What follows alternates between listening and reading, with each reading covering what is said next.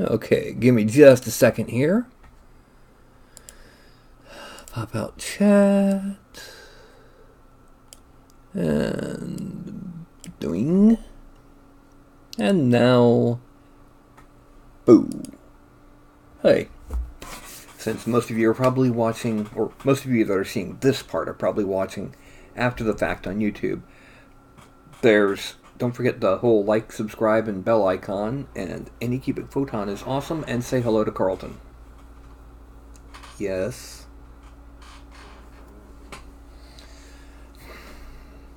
Go figure.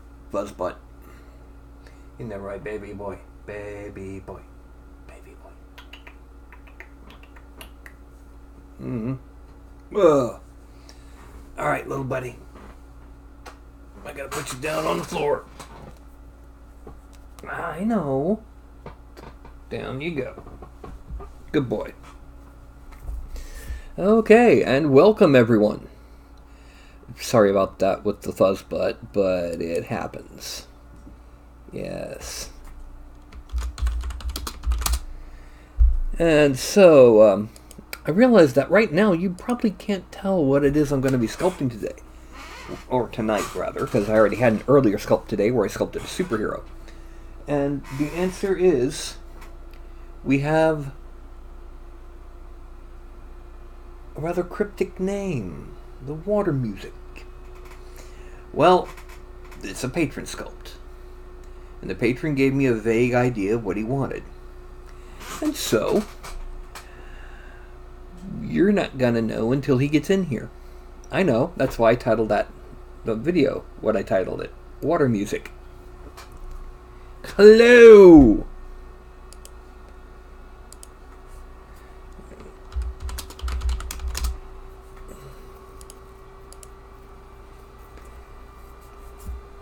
And, oh, sorry. My sinuses are going haywire because the temperature outside is doing this. Memphis in February. Go figure. Yeah, go figure, huh? So anyway.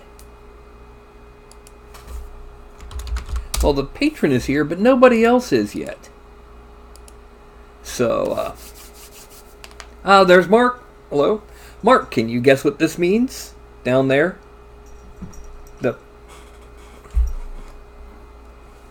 What it means is I have a Ralph that decided to come on in here. Hey, cut it. Cut it. You know better than that. Oh, you were just annoying today, weren't you?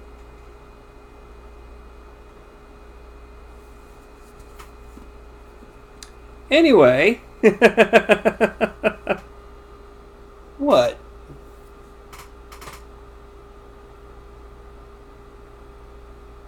He wants patents. So. Now come on. Yeah, down you go. I'll say this. This will be a first for me. The race-wise. But it's not really something I think will ever really be common enough for me to have to make an actual full-on morph for.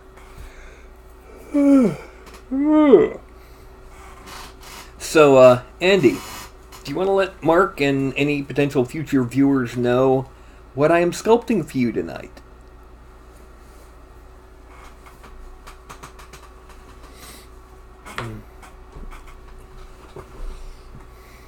This ought to be interesting. Now here's the next question. What do you want to be your primary instrument?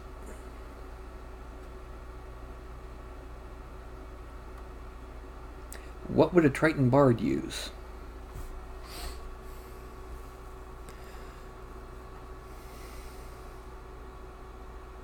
What would you use as an instrument underwater?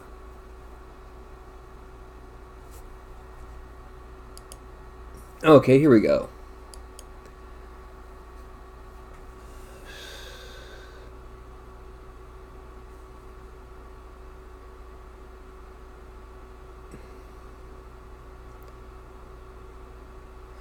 Well, a true Triton can't wear boots because they're from the calf down. They're fishtails. So it's how to figure this. Are you sure you want this as a Triton and not as a Sea Elf? Because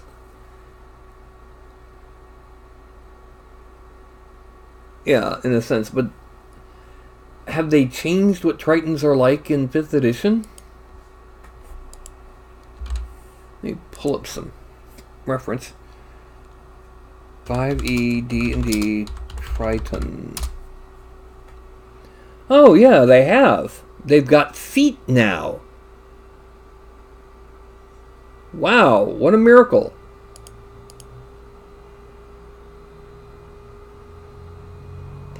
Yeah, previous editions, their entire legs from about like mid-thigh to right about the knee were fishtails.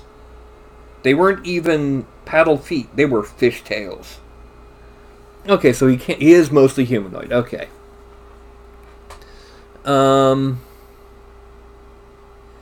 For your scimitar, what style of scimitar do you want? Do you want more like the long, slender, true scimitar? Do you want the kind of blade like this, where the blade comes out and hooks down and then comes under like the Hollywood scimitar? Do you want something more like a Khopesh, where it's an inverted bend?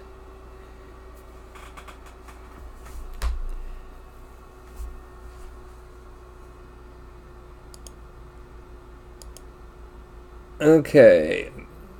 Leather armor can mostly be done as basically he's got a vest, and then you would simply paint it brown. Maybe with some, just a little side note, when you go to do the edges, use a splayed out brush that's kind of old and used, and just kind of bring it back like this, so that it ends up drawing like lines, very faint lines coming in. It'll give it more of a cracked leather look. Okay. And a cocky look, duelist style, pose, and stance. Okay, is he in combat, or is he just like, I am saluting you? Because the first thing we're going to do before we do anything is we're going to be making that pan flute. And so we're going to import the basic human shape. There we go. Now, what we're going to do with this is we're just going to make a whole bunch of cylinders.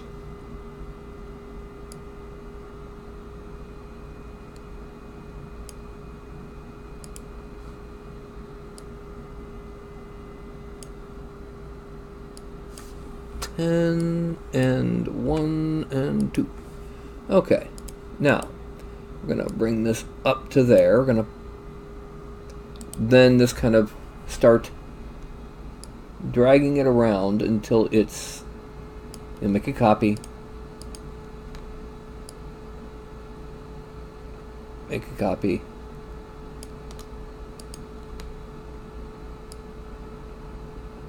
Make a copy. Make a copy. And you can see the well, let me pop over to here. You can see how big this is. Now, what we're going to do then, edible poly, attach.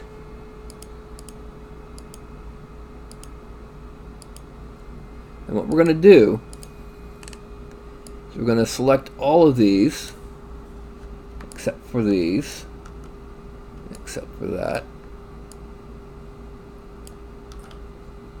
Okay. And I'm going to pull them up.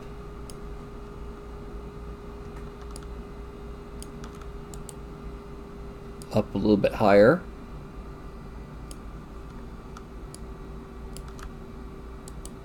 Up a little bit higher. And up a little bit higher. And actually looking at it, what we probably need to do, select all of them, bring them up just a little bit, and extend it like that, And select all these and pull them up a little bit so it's got more of a curve to it. There we go.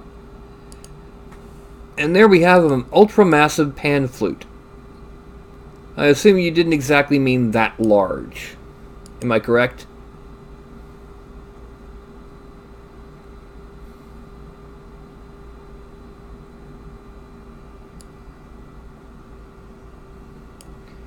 One thing else we can do is we can, in fact, center to object, shrink it a bit like that, and now we have our pan flute. That comes out about the same size as a lute. Then what we're going to do, we're going to select all of the edges, all of the outer edges, the ones that actually give it shape, with the loop tool. Chamfer 0.001. Okay. Then we're going to select both of these, or all of those, connect to with a width of 95.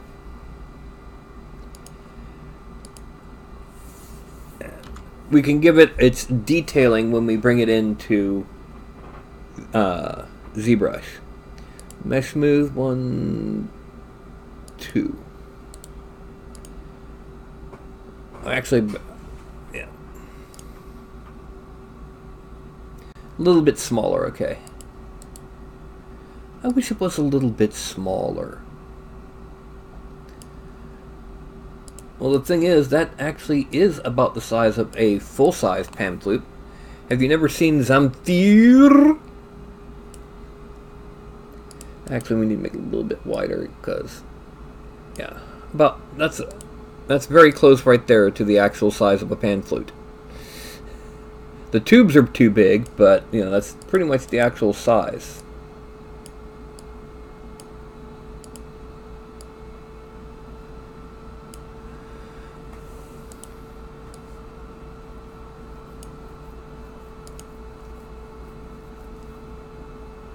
Oh, okay. So let's, there. Let's lower it a little bit on the back.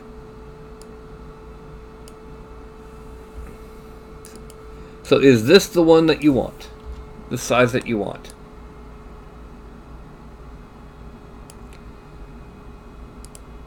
I wish it was a little bit taller. I wish it was a baller.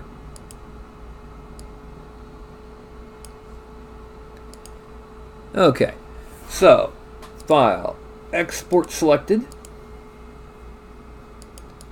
wavefront OBJ, and we're going to export this to meshes, free sculpt, Patreon minis, new, and this is going to be simply pan flute, export, done. Okay, now we're going to break open DAZ Studio. We got the male figure here already. We're going to import this little pan flute we just made. Accept. And now we're going to select the chest. We're going to parent the pan flute to the chest. So as we pose him, the pan flute goes with it. Now, the next question is, did you want that? Okay. Okay, so you want him actively engaging in combat. Okay. So the next thing we do is we give him that scimitar, which, let's see, Hollywood scimitar, right hand. That is a Hollywood scimitar. Does that look like about what you wanted him to use?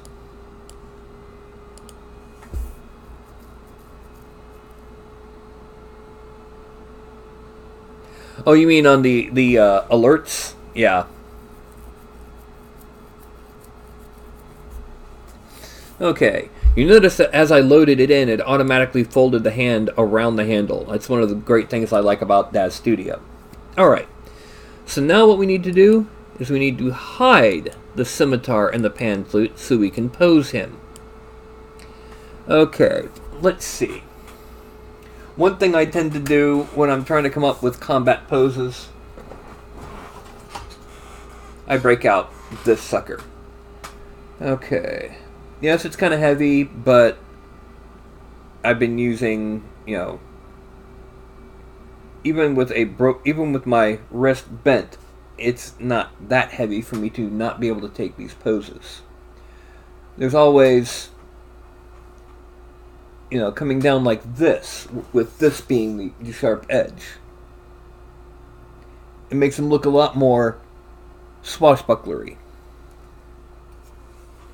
There's like this, like he's parrying something. Or there's just the classic. You know? Do any of those three sound good? The inverted parry, the dual hand parry, and then just the haha.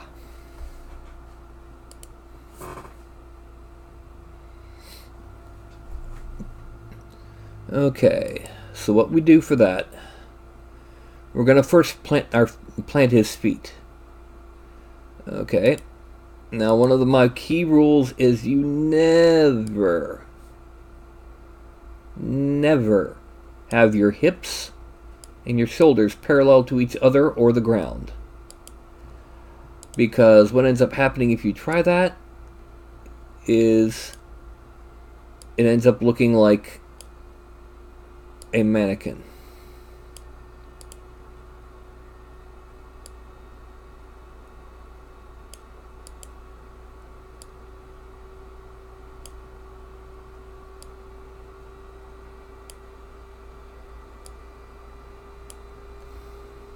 Go to a front view.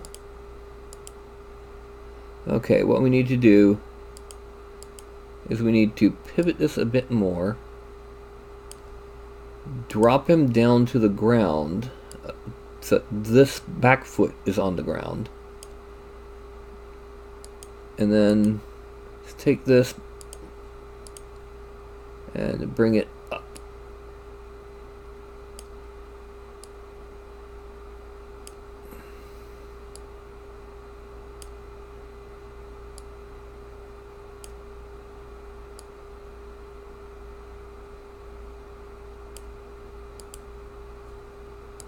Okay.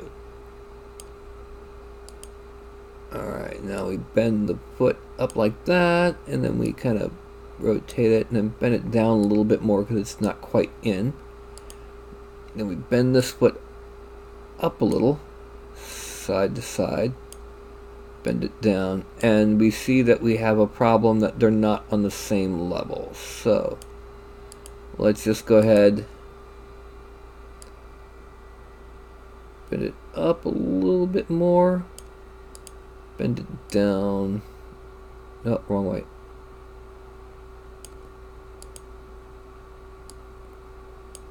And then we hit Control D to drop the whole thing to the ground plane, and we can see we've got just a little bit left to do.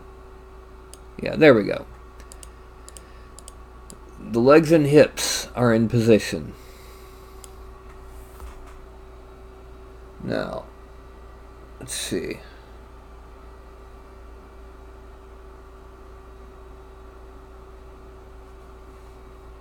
Twist at the collar.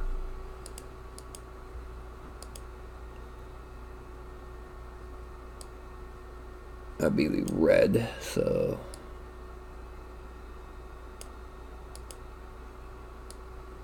up, forward, another twist,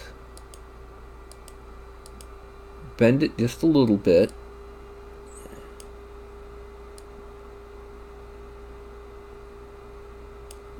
twist the forearm so that it's like that, and then twist the wrist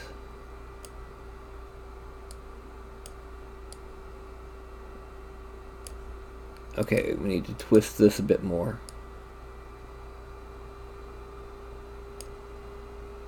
And just to show you the current position of the sword,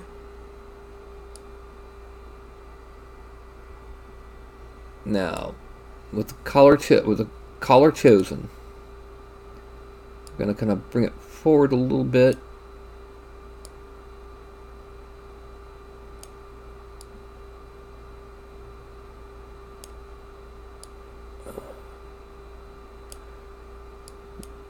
Then let's twist the torso a little.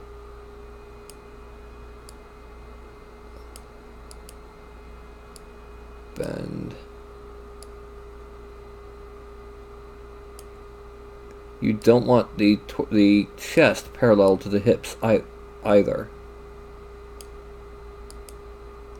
I'm gonna twist it that way and kind of side to side.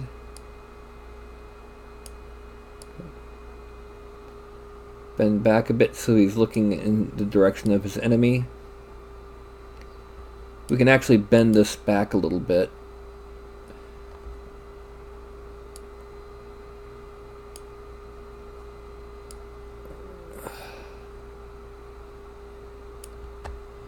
And then raise that shoulder a little. Raise the arm a lot. Spin it this way.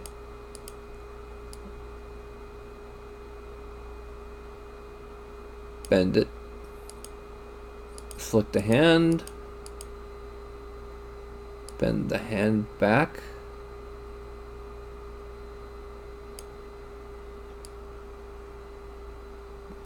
Actually, no, bend the hand forward.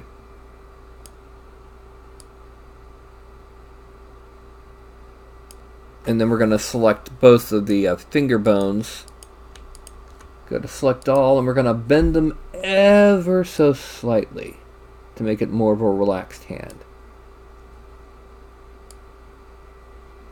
And as we look, we can see his center of gravity is still a little bit far back. So we're going to bend it just a little bit forward. And there, his center of gravity is pretty much over the line of his 2 feet. So how is that for the pose?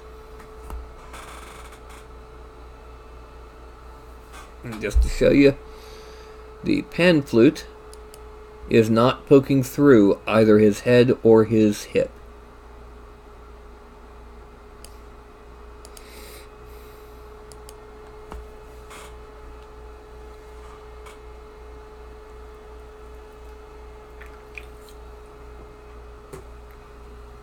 We can actually, okay, what we do then is we do this.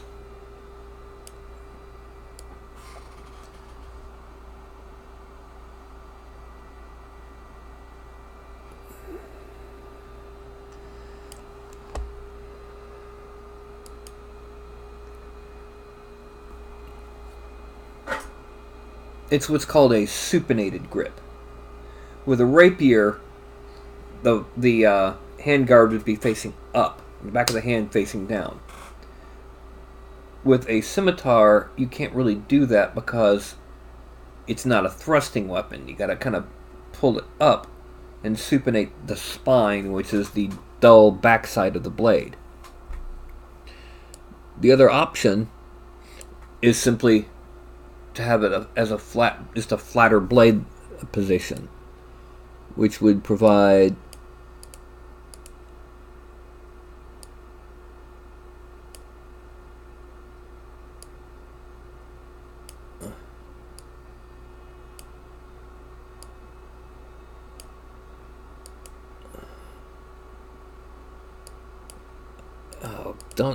don't lose my positioning.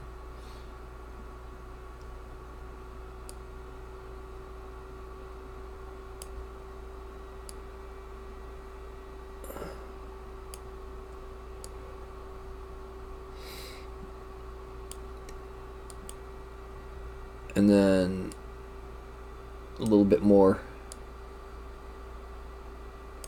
And of course the head would therefore turn a little bit more that way.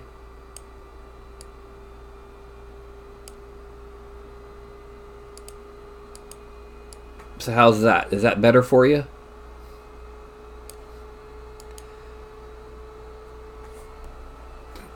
Okay. Next thing to do is expression. We can do a little bit of expression work here. Mouth open or closed? Or old man? Closed is about a -5. Open for yelling is about like a 25.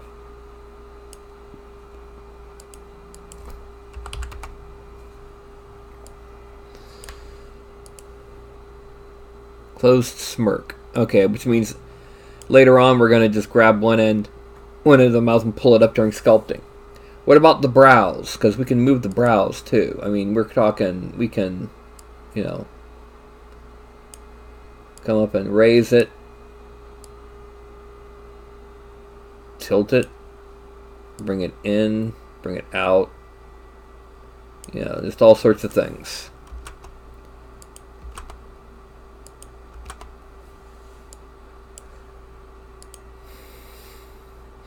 One eyebrow up, one eyebrow down. Normally the brow that goes up is opposite from the cheek that goes up.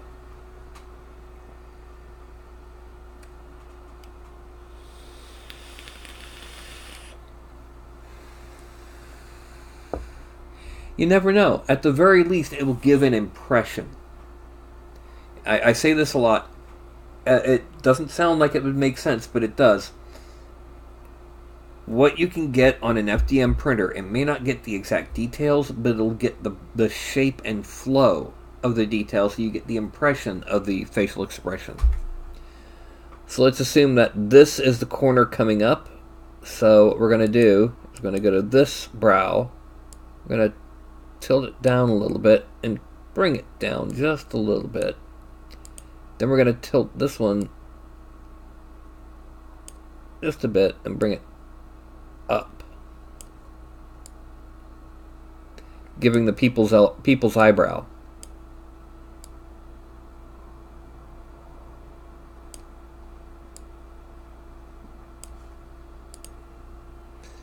Okay. Alright, now let me double check on what you said he's wearing. And to do that, I've got to do this, because otherwise I'd be... Okay. Pants rolled up to just below the knee. No boots. I'm assuming a leather vest for the armor on the body. Do you want baggy sleeves for him?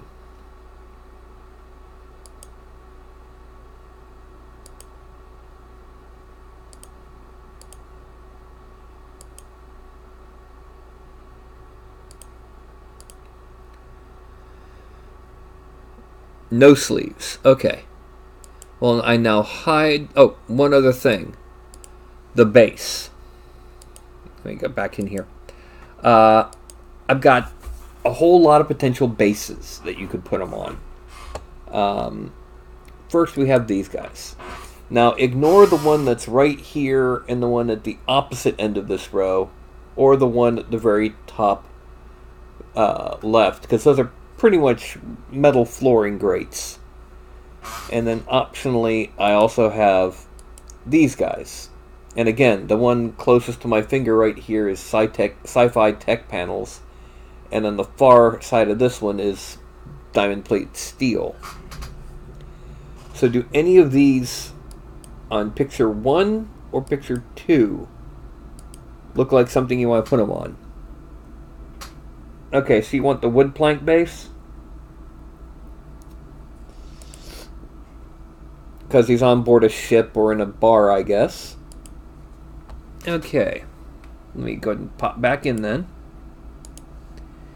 File. Import. Bases. Base planks. Accept. Okay. Front view. And then what we do is we lower it until he's just about on it.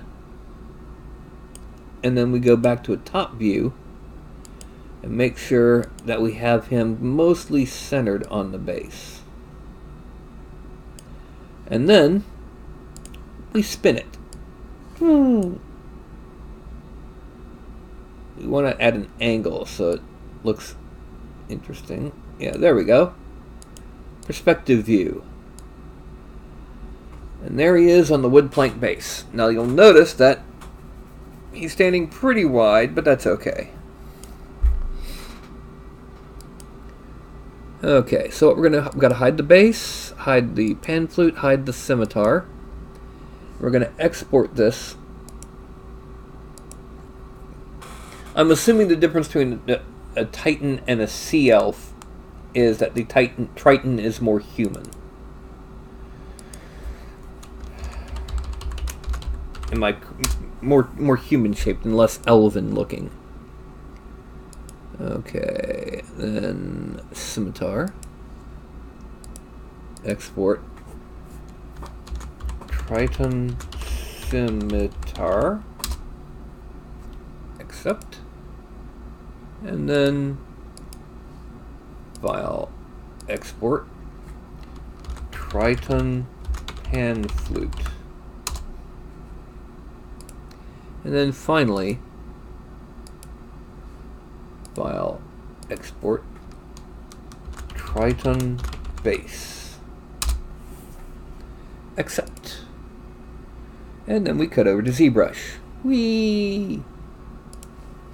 Then we're going to import from Patreon Minis new, well, let's view by list because it's easier for me, Triton body.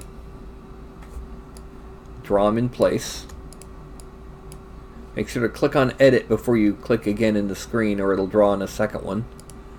And we go to append and import the pan flute, append Polymesh 3D, import the scimitar, append Polymesh 3D, import the base. This is his current state. Now we're going to hide everything except the pan flute. Why? Because we're going to make it look cool. Geometry, we're going to subdivide it a few times until it's, yeah, 435,000 should do. Dynamesh at 512. Let's see what happens. No. Let's make that 768. Better, much better. Okay, and then you give it a subdivision. Delete lower. Now what we're going to do, we're going to layer. We are stroke and turning off lazy mouse. We are then going to come up to about here. Yeah, there we go. We're going to shrink until we have it about there, about the same size, because it doesn't do the full. Just to check it. Oh, sub. Okay, that's too big. That's not big enough, or deep enough rather.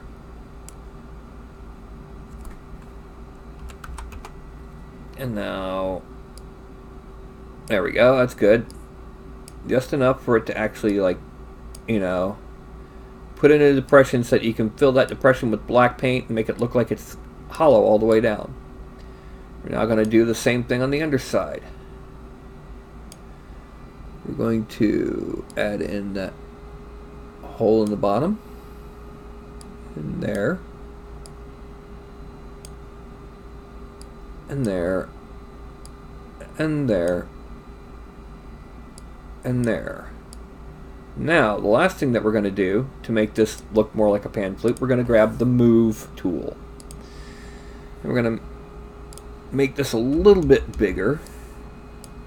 We're going to grab the center right about here and move it this way to make it look more like, you know, you can actually blow on it.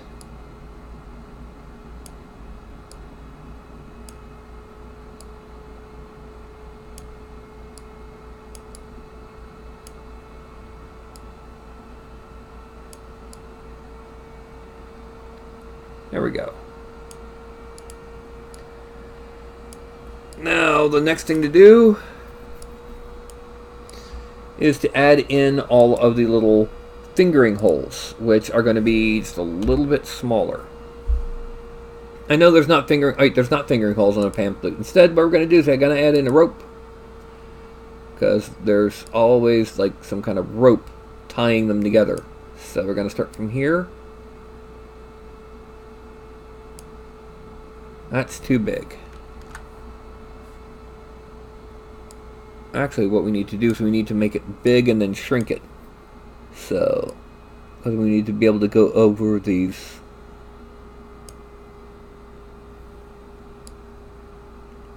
Okay.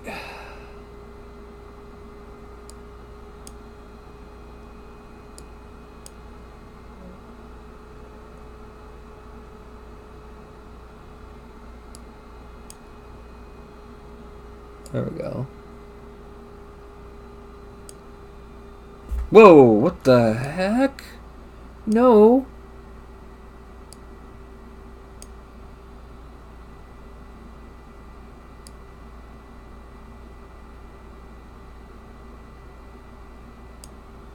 No.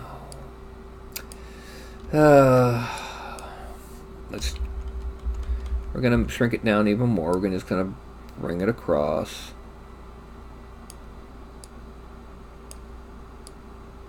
And then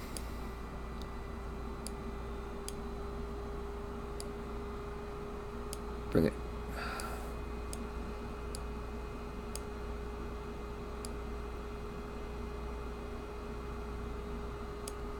Around like that. And then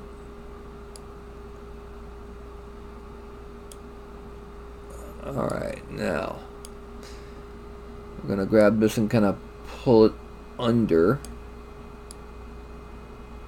No. No.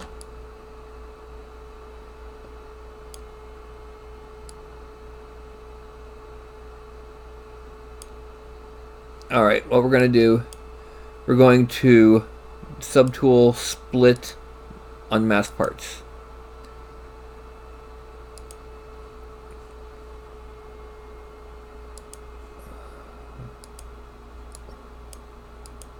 There we go. Now we're going to grab the move tool again. We're going to make it really, really, really big. So we can just grab here, and grab here, move it out. And then we're going to hide this one because that one's...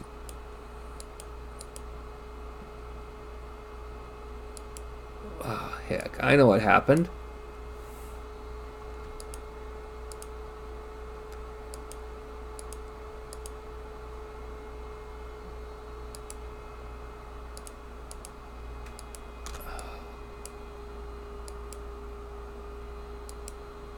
Okay.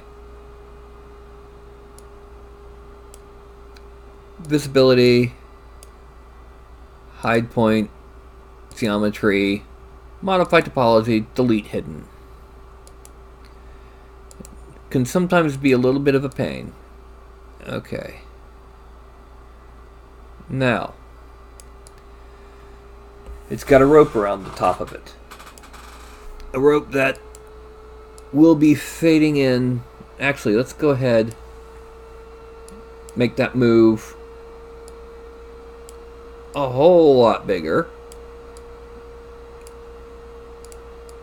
so that we can just kind of zoom out a little bit and pull it down until it's right there. Maybe just a little bit higher. There we go. And this way, he can also have a rope coming over one shoulder. That will be the, actually size of the, he becoming, wearing it, tying it to his chest, whatever. Ow! Ow! Now, the next thing we're going to do is we're going to duplicate the base male. And hide him because what we got to do is we got to smooth out the chest so we can make the vest. Okay.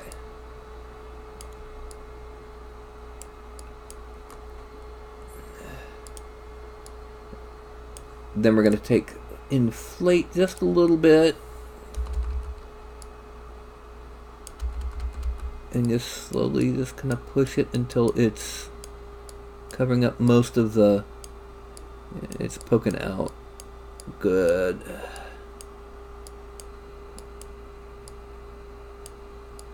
Okay, that's all we need. Hide him. And then geometry, we're going to subdivide it several times. And then Dynamesh at 768. And then divide again. Okay, now we grab the tablet.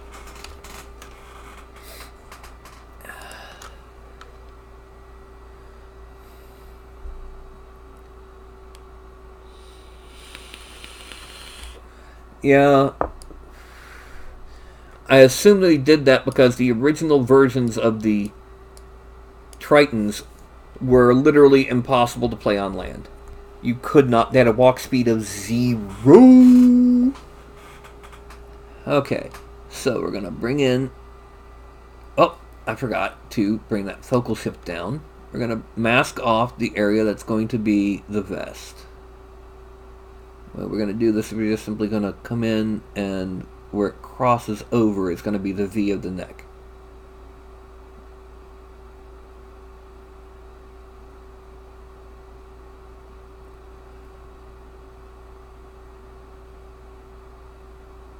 Now, one thing we can do to emphasize that this is armor and not just clothing is, after I've gotten this on, we can start adding on some like little studs to make it like studded leather.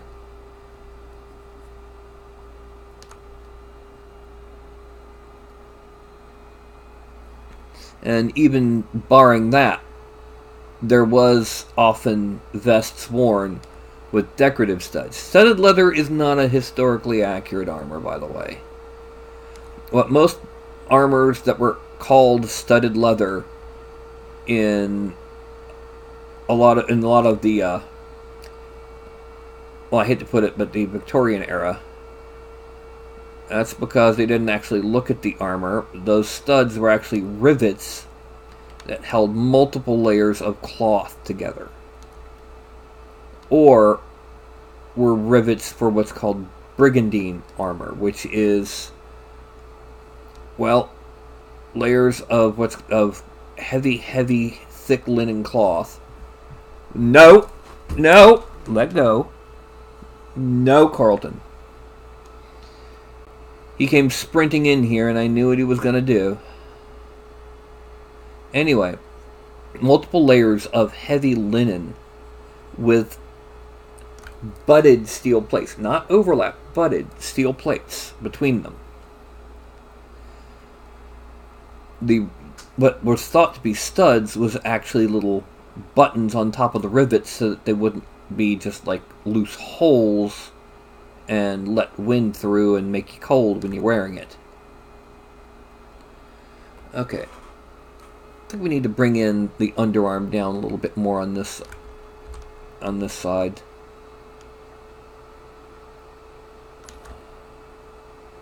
Just a little bit.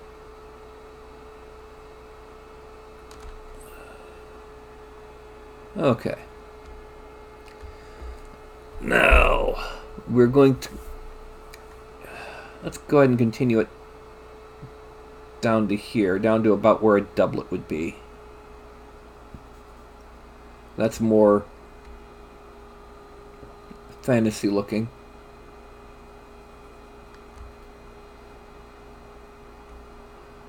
And we'd go in there and come up.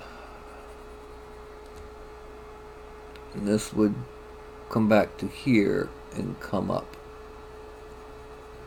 Oh, looks like we missed a spot right there. Then we just kind of cut off a bit to make it sharp. We cut off a bit to make it sharp, and then we do the same thing in the front. We just cut off a little bit down there to make it sharp, and we cut off from here to make it sharp. Okay. Then we're going to be putting a belt right here. Then we go back to Subtool. We go to Extract, and 0.2 is good.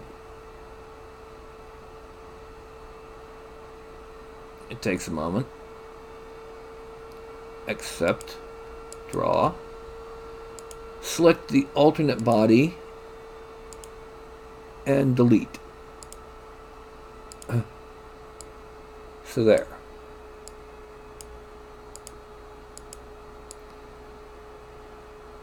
Now what we do is we take this, get onto geometry, Dynamax it at 256,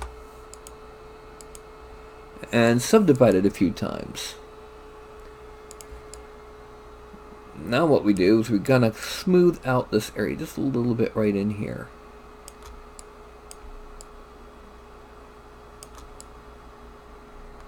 And we use our seam tool.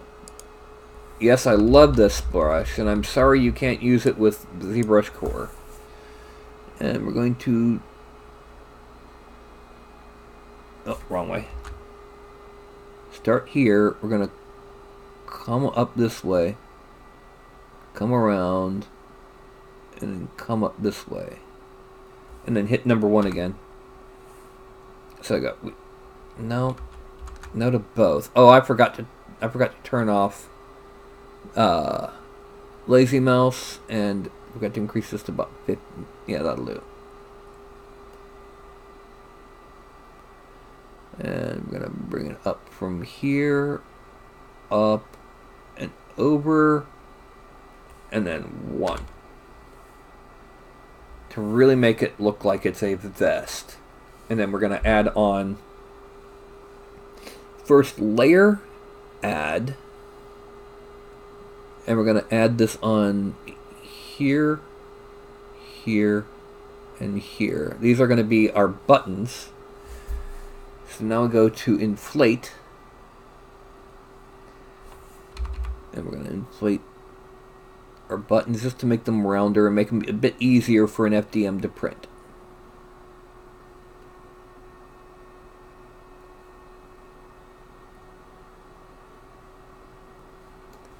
Okay, there we go. So what do you think of studded leather? That will be changed because that will become all baggy with the, I mean, that's damage from the rigging, so let's smooth that out. There.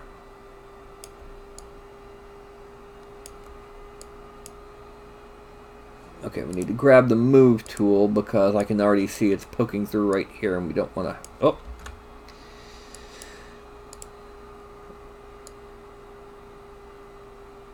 So what do you think about the idea of studded leather?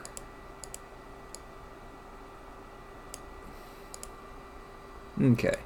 Now the way we're going to do the studded leather is we're going to use the insert mesh brush. And we're going to use this one, and we're going to just kind of draw on little dots. Oh yeah, I gotta geometry.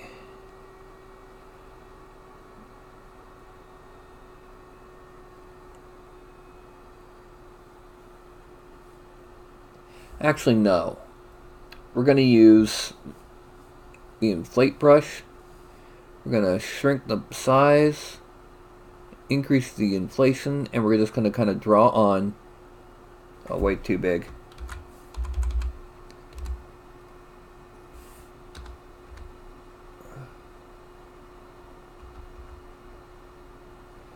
And I'm hitting the number 1 twice.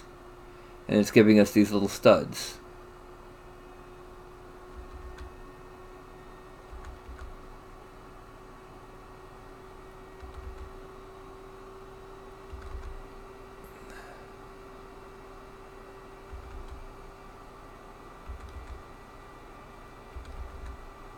Oh.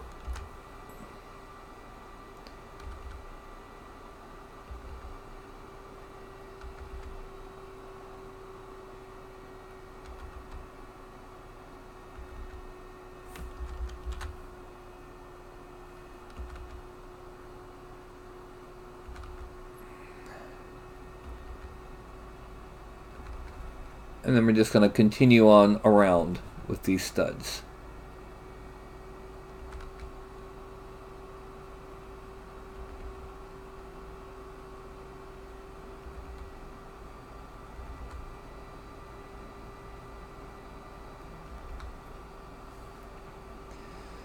Now we're not going to continue too far because obviously we got the let's go ahead and just to show.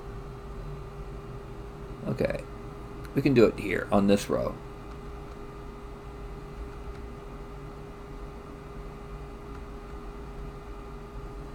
And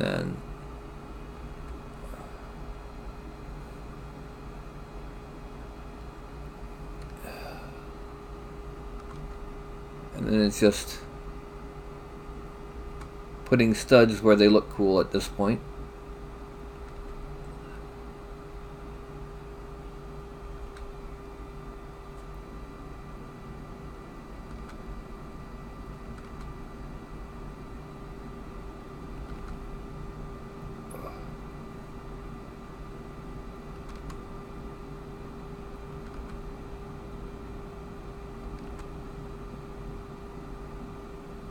And then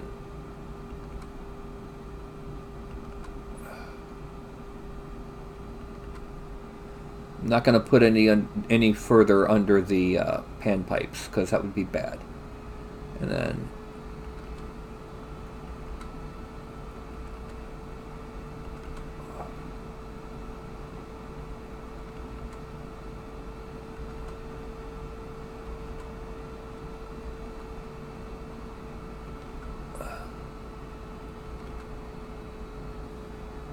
okay, and then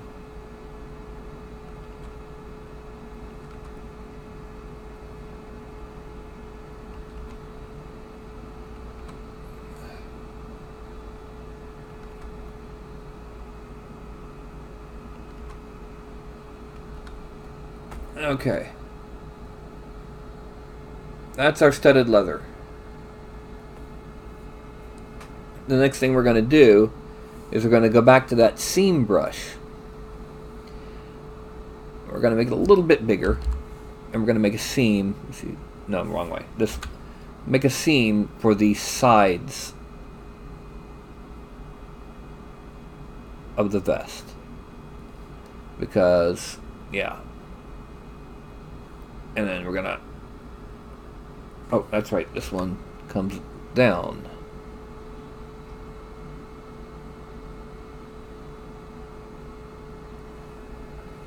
Okay.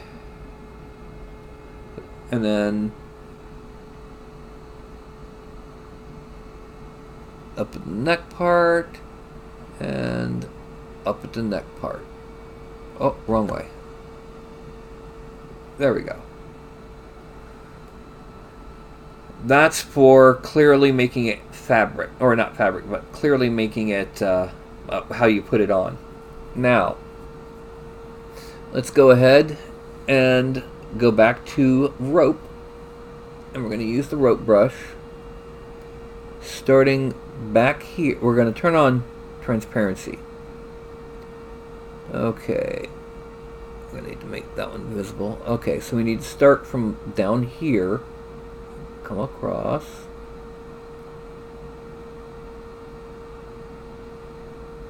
down like that.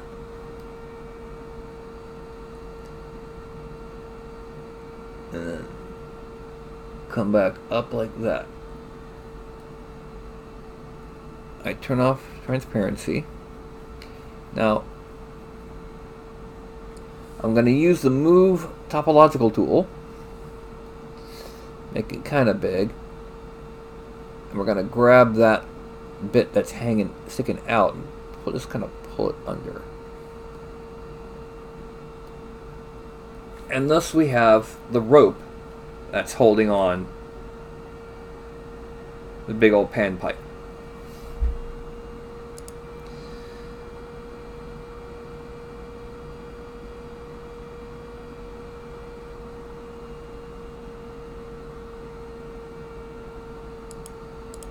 And let's go ahead and split unmasked points, and then just kind of turn off that. Okay. Now it's time to start playing with him, including turning his thighs into pants. The way we're going to do that, we're going to go ahead and subdivide him a little bit. Delete lower. Dynamesh at 768. And subdivide. Now the next thing we're going to do, we're going to add in the bottoms of the rolls on the bottom of the trousers. Okay, we're going to make these by... That's too big. We're just going to kind of draw on our a mask for where the rolls will be. He said just below the knee.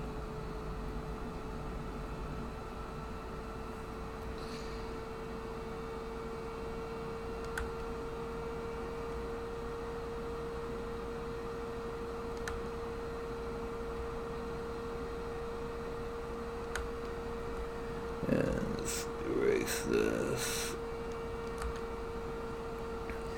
I kind of find it funny that in memes, the bard is the one that's always causing the trouble. Our bards have almost rarely caused trouble. Okay, it looks like they're just tubes right now, but we're going to be fixing that. Okay, so we go for the geometry. We're going to Dynamesh at 128. And then we're going to deformation. We're going to polish twice. Then we're going to inflate a little bit. Okay. And then subdivide a few times until they're smooth. And we're going to use the clay buildup brush with a round alpha to kind of just start adding in some wrinkly bits to make it look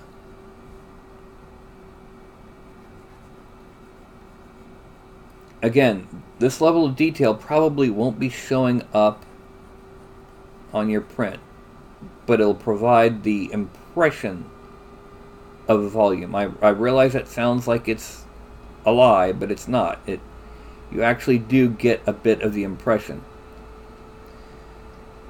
And then we're going to come around this way. Actually, let's make it a little bit bigger. Come around here. Come around here.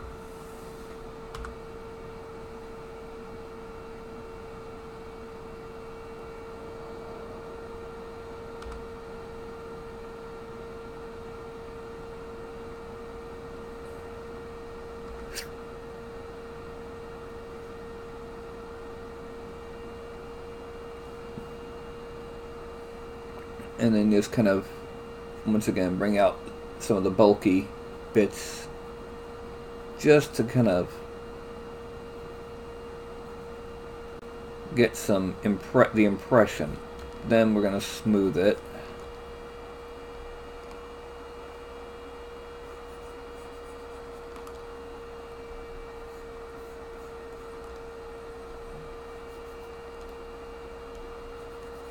Also, again, studded leather usually, it's purely fantasy, so studded leather can be whatever you want it to be.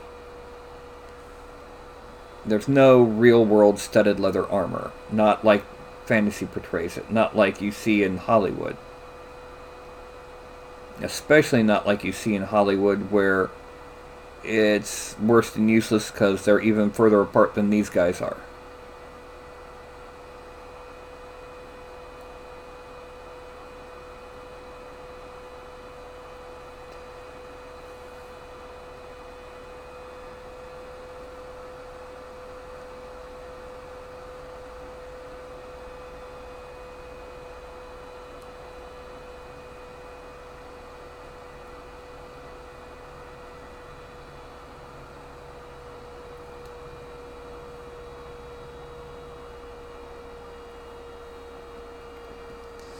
Frame out.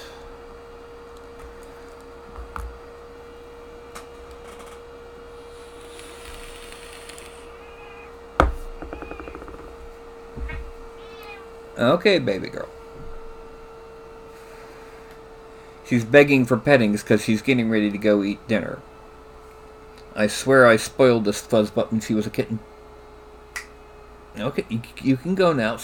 Yeah, you can go now. Alright.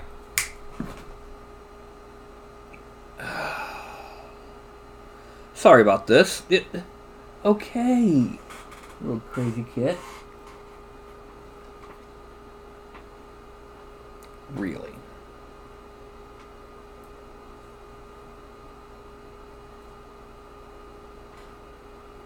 Are you done yet? Can you go eat dinner now? Can you go eat dinner? Okay, I guess you can. Slat. No! No! I'm gonna... Off the computer table, fuzzbutt. Go! Go! Even she's getting in on the act tonight. Alright, so slash. Now, let's make sure we turn off Lazy Mouse and bring that down to about 14. And we're going to kind of just do a little bit only on the deepest parts.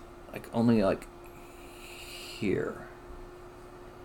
Just enough, like I said.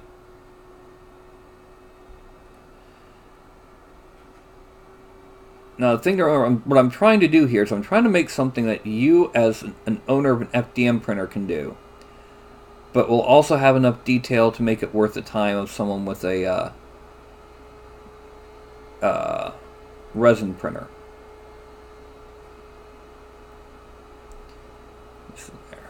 Just enough. And then we go to add, drop that down to 7. We're going to put this on the bottom portion of each of these loops because gravity, you know.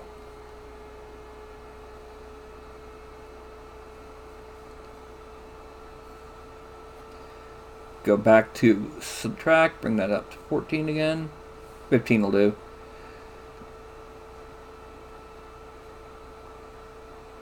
Then go down to here. And once again, gonna on the only on the deepest parts.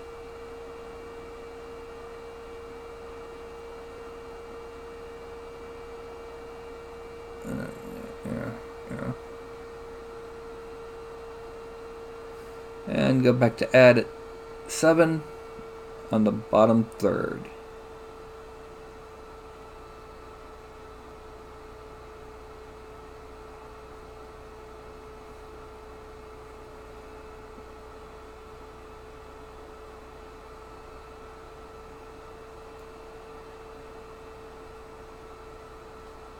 Frame out. Okay. Now we're going to do his pants. And the way we're going to do his pants is simply by doing it on his legs directly. Going back to clay buildup, we're going to make it bigger. And what we're going to do is we're just going to kind of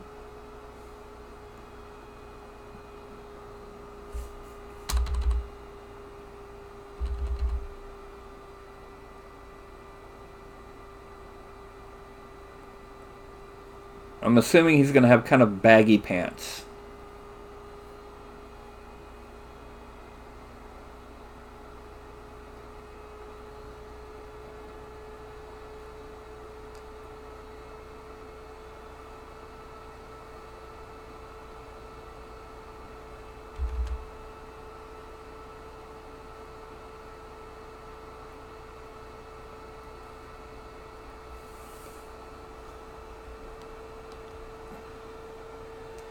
Okay, you can see how the wrinkles are going from there. That's the entire intent of the style that I'm doing here. It's basically just draw the basics of the wrinkles now.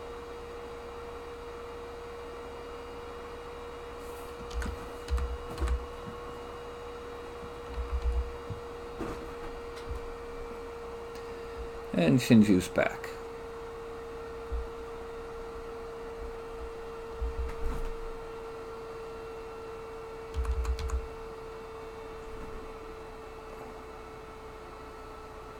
And then we're going to kind of bling them around here. Yeah.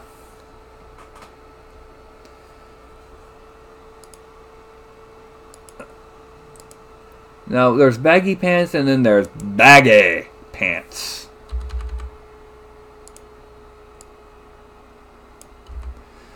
And we're going to try and go for just kind of vaguely baggy, not like MC Hammer baggy.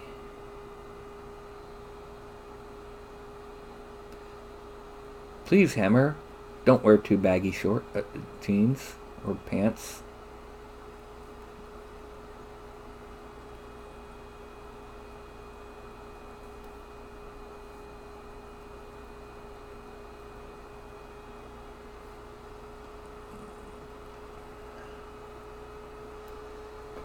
Oh, no.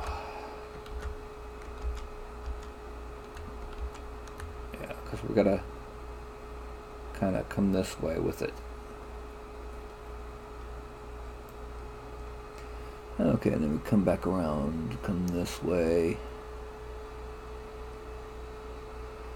Now, if you're unfamiliar with the reason I do wrinkles the way I do in like clothing and trousers and that, it's because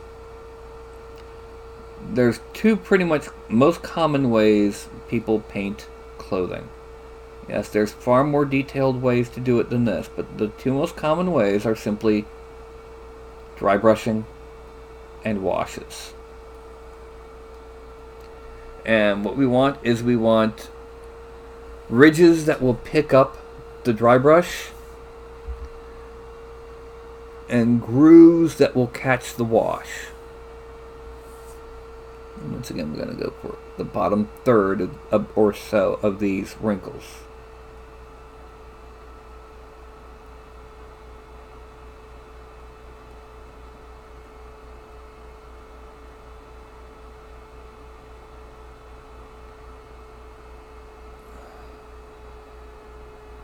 And then back when it gets to where gravity is pretty neutral, we just kind of go down the center of the wrinkle.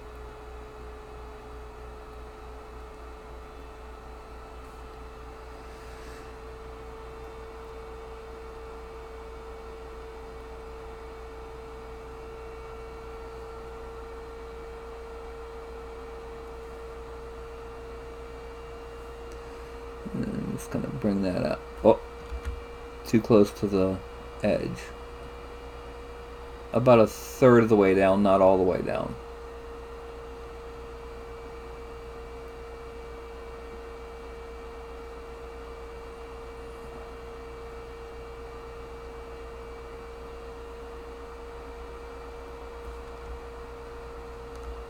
There.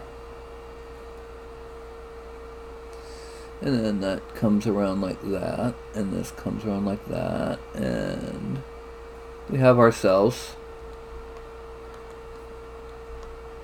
the pants. Now, the next things are need to make the toes, need to refine the hands, and hair. Yes, you said shoulder length hair with a top knot, or the man bun.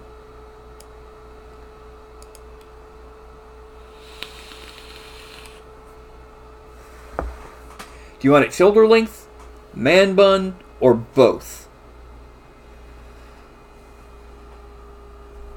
And by the way, we're going to go ahead and turn off the other bits we've done. This is how he looks without his clothing so far. We are also going to go back in and refine his arm and calf muscles, because as they are, he needs to be a bit more oomphy. Also, let's go ahead with subtract inflation. If only we could do this in real life without causing a market collapse. You know, and let's blend that right there. We're going to go back in and redefine these muscles areas when we're done. Just the shoulder length hair. Okay, do you want thin ears or just leave them as they are? Thin ears might be pushing it for FDM. Oh, I forgot. Let's go back to move, bring this down about there. I'm just going to kind of grab up here.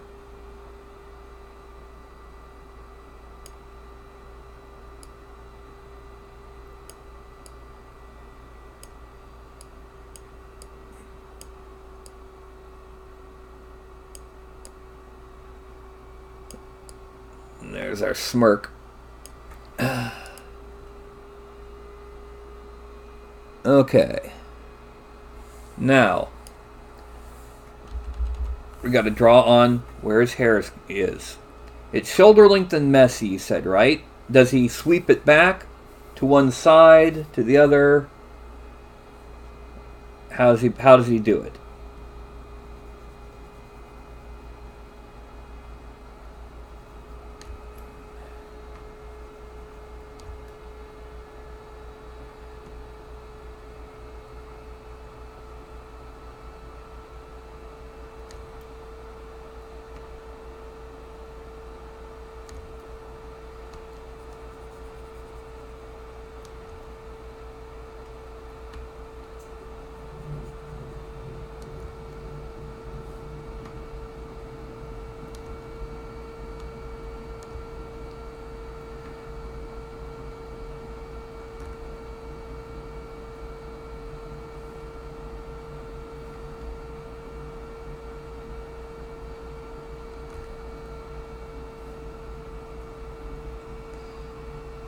Okay. I'm going to erase all of this on the neck. Yeah.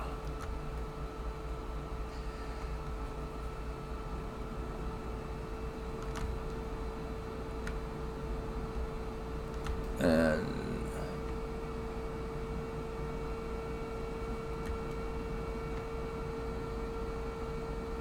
now shrink the mouse just a little bit because there's always just a little bit that comes down in front here.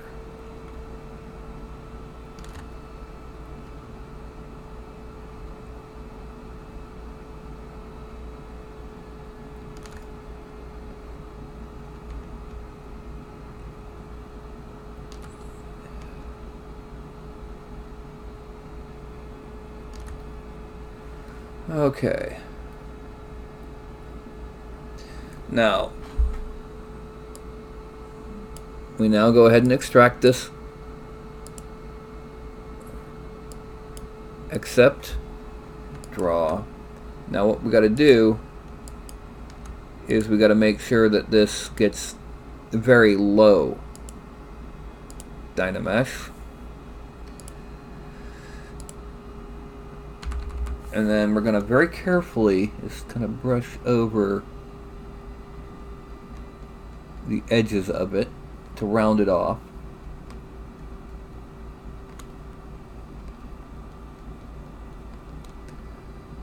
We're then going to subdivide it a few times. And whoa, that's too big. About there. We go to subtool. We turn off double and make it about 0.05 thick. Extract. Accept. And we draw to unmask. And we draw to unmask. And here we dynamesh at 64. Subdivide it a bit. Go back to the original and kind of smooth out just a bit. And then inflate. And make it a little bit bigger. There we go. Now it doesn't look good yet, but it will. Trust me, it will. Because what we got to do now is polish it 100 times.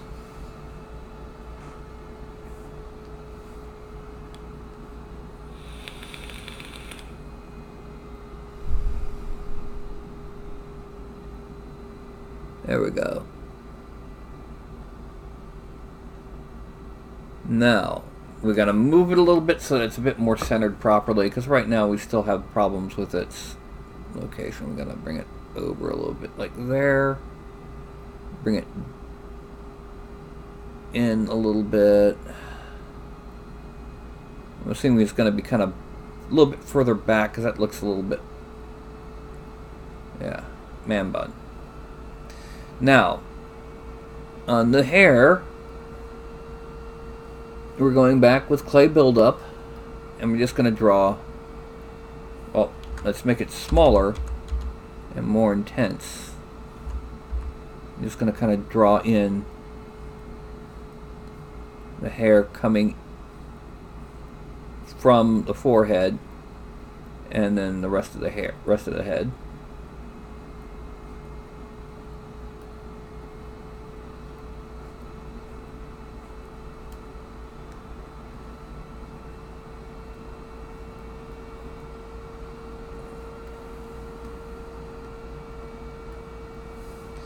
And then with the slash tool, we're going to go back to what we did with the wrinkles. But unlike with the wrinkles, we're going to concentrate it on where it's meeting the head for the digging in.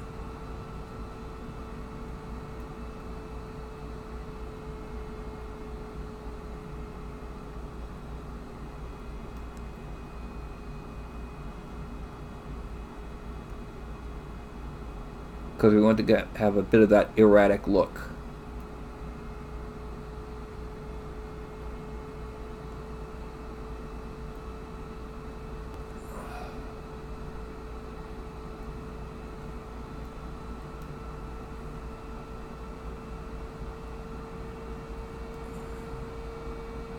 Then we're going to go back to add, and we're going to draw on a little bit more than that.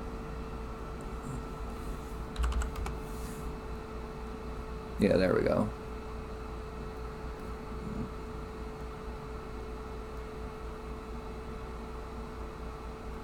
Hair also is usually done either as a wash or a dry brush.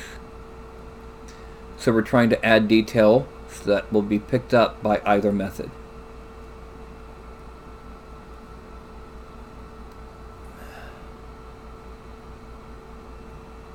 And to be totally honest, hair like this is best done with both methods.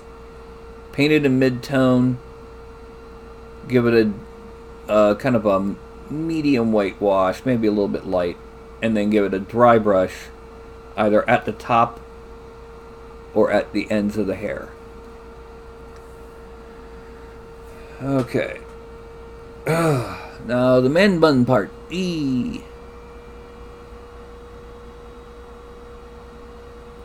Yeah. We're going to go ahead and once again start with our clay buildup brush. We're going to kind of draw it as almost a spiral to represent the fact that it's been like twisted up before it was tied.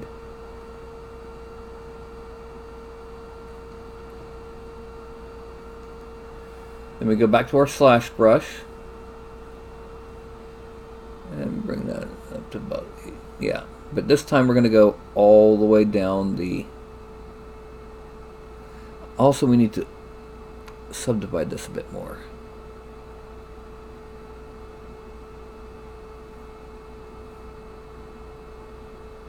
Because we want this to look really like a tight bun. Okay. And then...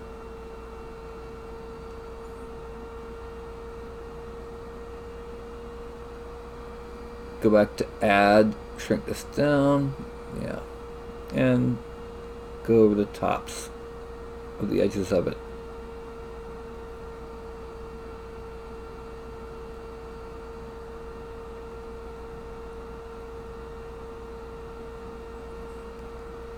Have you decided on the ears? Do you want thin ears or regular ears? Yeah, there we go.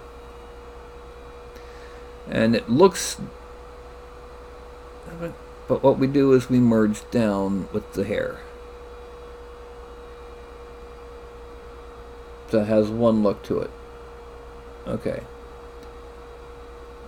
Also, let's go ahead and blend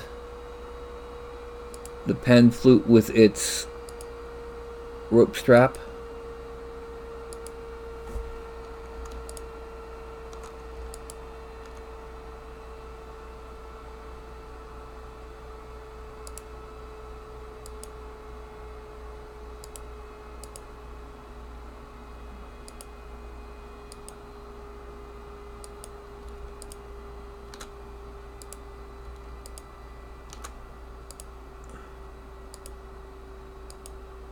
There we go.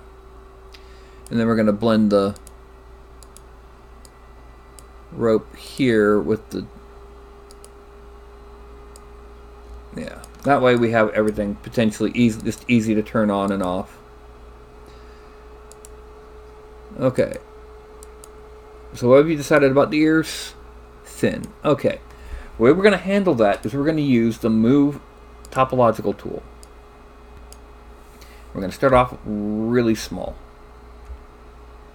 We're going to tilt the head away. We're going to grab one edge and pull it all the way out to here. We're going to grab another one, and we're going to pull it all the way out to here.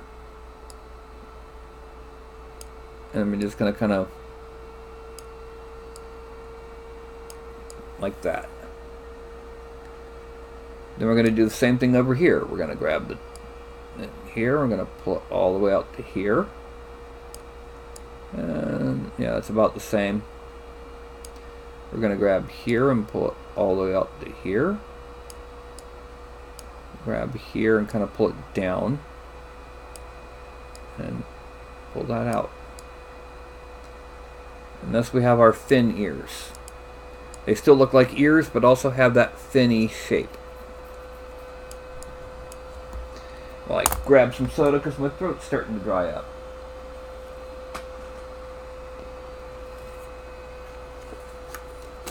And get the last of that soda. And I say again, this is one of the best things I ever made. Okay.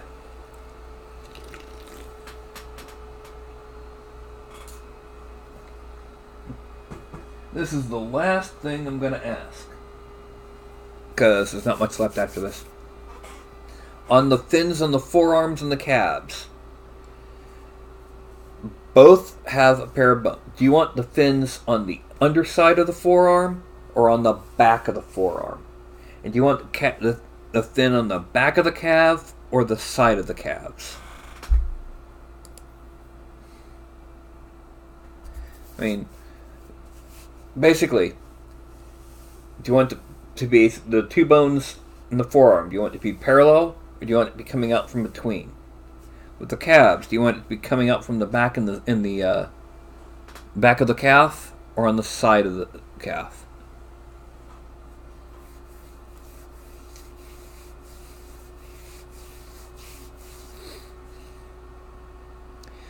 Okay, it could go either way. But I think that the back of the forearm and the side of the calf is more dramatic.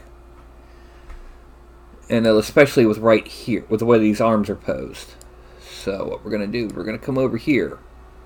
We're going to start off by drawing on our fin with the clay buildup, moderately intense, and we're going to come down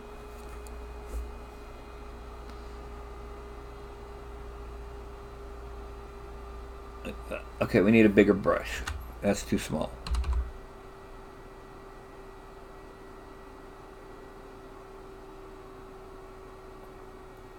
And then we're going to work from there. And then do the same thing here. We're going to come light and get it heavier as it comes back to the forearm. And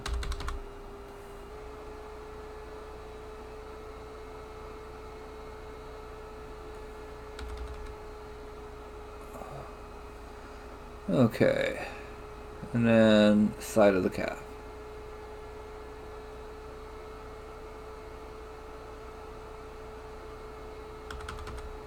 Okay.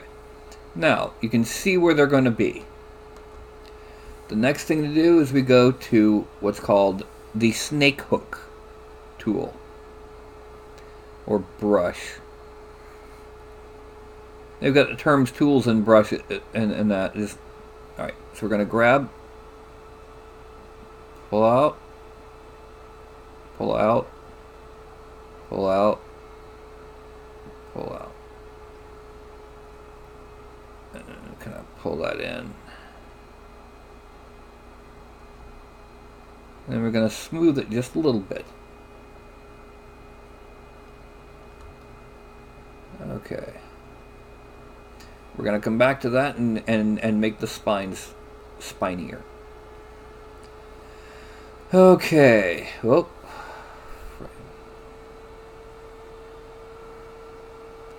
So again, we're going to grab here, here, here, and here. And kind of pull it in a little bit. And smooth them just a little.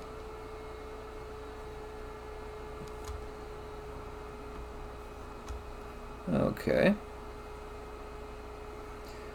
Now the calves. It's not going to be as dramatic down at the bottom because it's going to be more in the mid.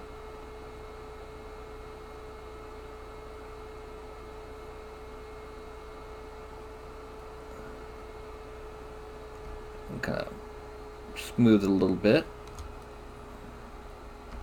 Smooth it a little bit. Okay. Now, just a little bit down that way. And down. Down. Up. I'm going to come pull them in a little. And then smooth. And smooth. Then we're going to come back in with inflate. And we're going to add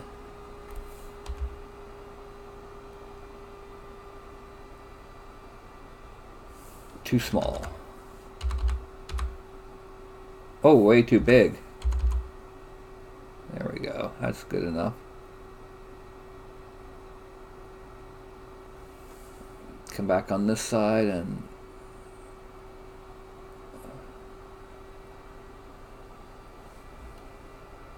there's the fin for that calf.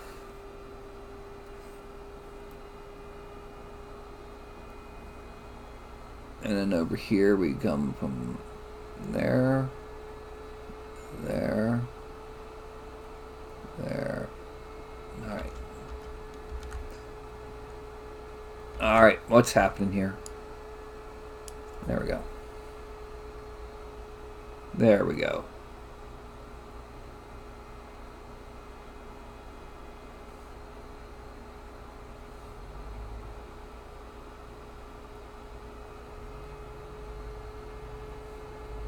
Okay, frame out. And now we do the now we spine the forearm fins.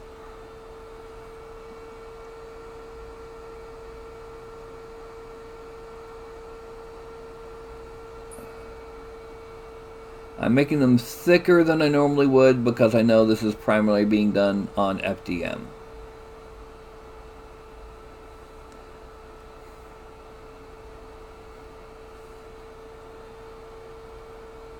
Okay, and then coming from here, 1, 2, 3, 4. Round on top, and that's 1, 2, 3, 4. Okay. So we have our fins. And just to double check.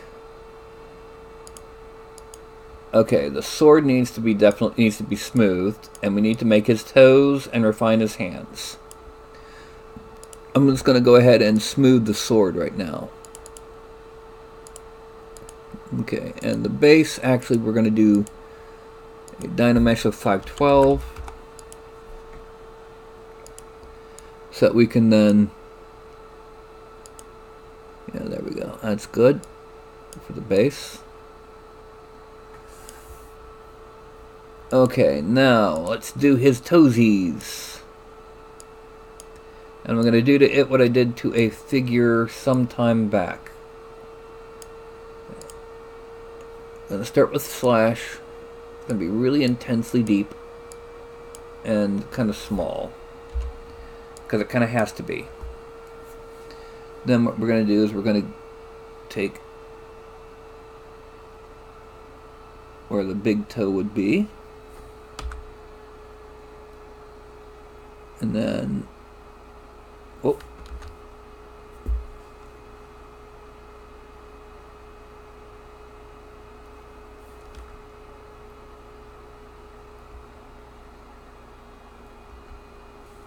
okay,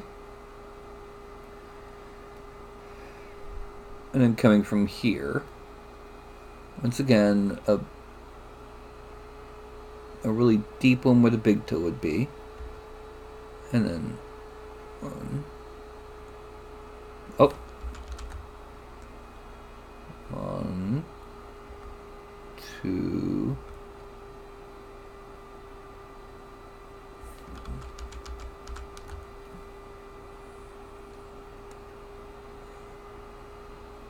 one, two, three. Then I come over to inflate, make it a little bit bigger and a little bit weaker, and just kind of brush over the toe area, especially over here, and then smooth, and we get toes.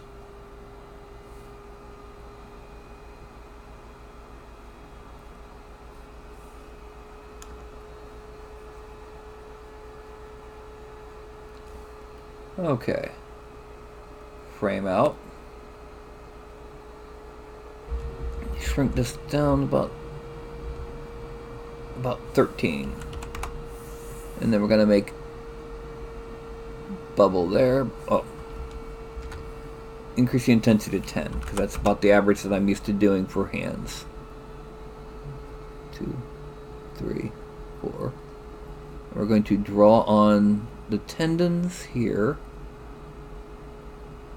and then we're going to hit with the smooth.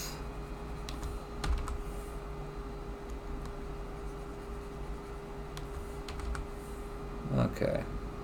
Then, just going to very lightly just halfway draw the knuckles, because the hands aren't bent enough for it to really matter over here. We're also going to use Alt to draw in the hollow of the palm and then smooth it, and a little bit under the hand there. Okay, frame out, and that hand looks already a lot better. So now we go to this hand,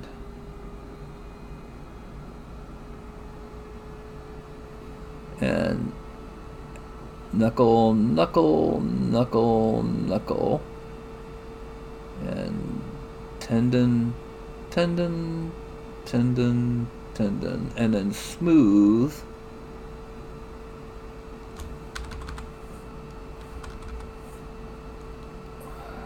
especially right around here.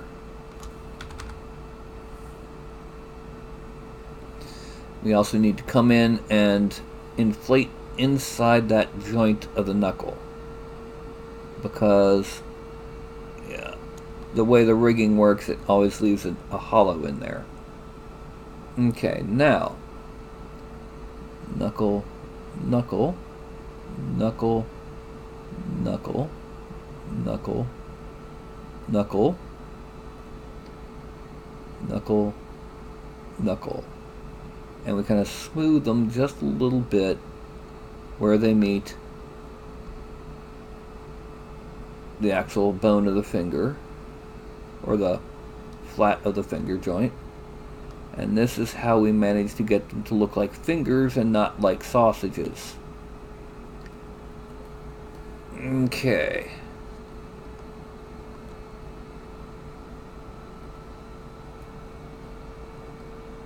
So now the next question is, and this is an important one, and it's one you really need to consider.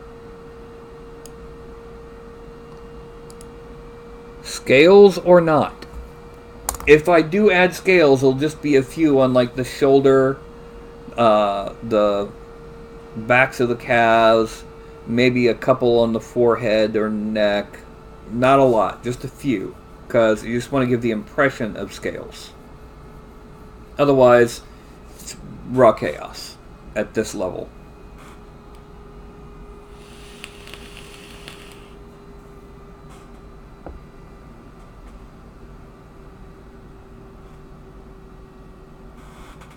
Yes! Okay. Now, the way we're going to handle the scales, I'm going to start off on this shoulder here. Okay. We're going to standard. We're going to turn off lazy mouse. We are reducing the intensity and increasing the size. Going to drag dot. And we are going to use this alpha. Just to show you, no, that's not enough. First of all, we need to make it more intense. And second of all, a little bit smaller. And no, that's not a good alpha for what we're trying to do. Would this be better? No.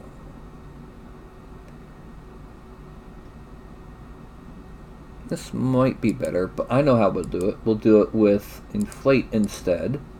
Drag dot. Alpha 23. A good bit bigger.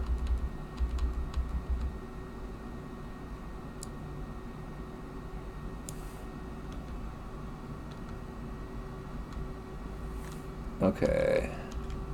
No. So we need to pull in an alpha from a previous sculpt. What's between 7 and 23? Okay, so we're going to import.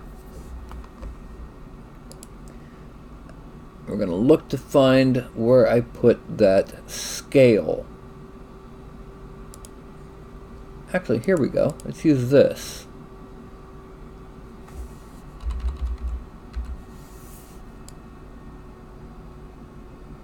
No.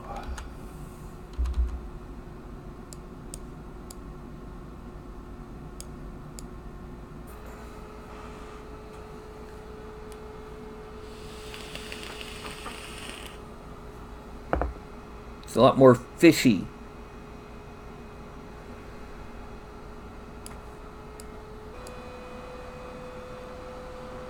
Oh, no. No. Nope. Let's shrink it a little. There we go. They may not, again, it may not print completely well.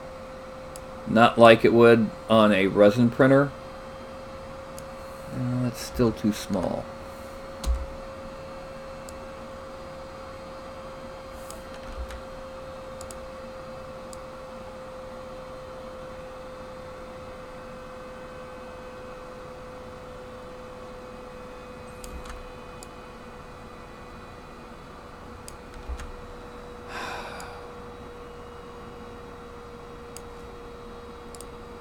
Let's do it this way.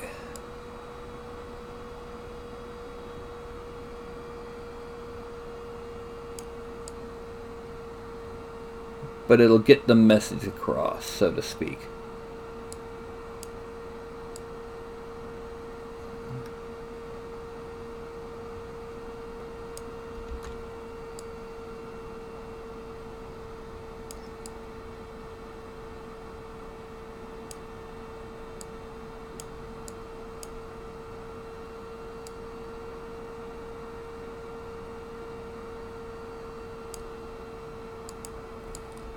Okay.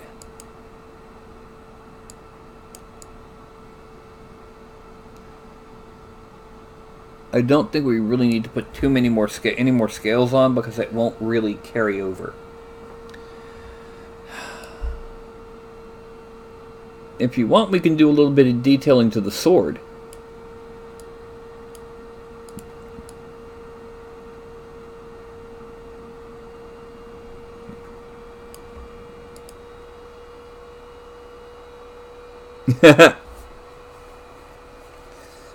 Okay, all right. Swap legs. I've been sitting on that leg for so long it's gone numb. Okay. I usually have at least one leg under me when I'm using the tablet, so I've got like a little table for the tablet. Okay, so do you want to do any detailing on the sword? Like putting a symbol up here, doing some kind of deco bits on the handguard or the pommel, or just like adding a gem to the bottom of the pommel?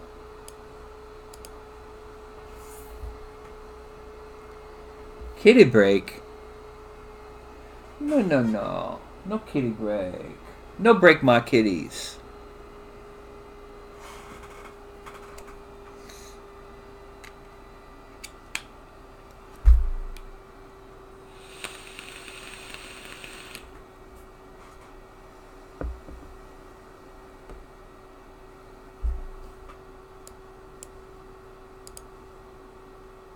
Well, what I can do with the pommel, just to show you what I'm talking about, I would come in and I would use polish, make it really big, and,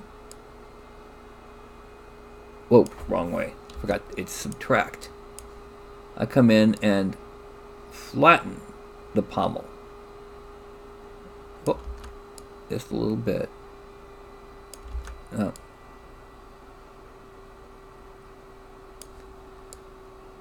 Like that. Or better yet, I go as flat as I can.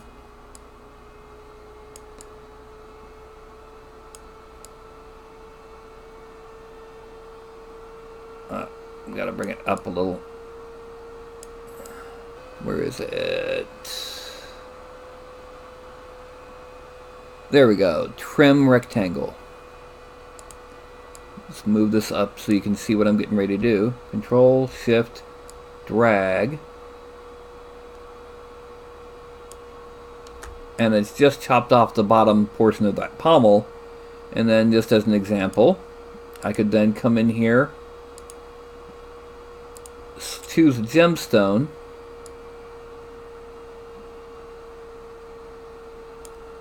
and have a gemstone on the bottom of the pommel, although that's too big.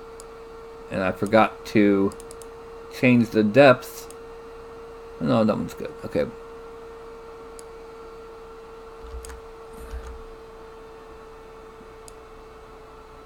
Just put it to there. Nope, the depth is still too low.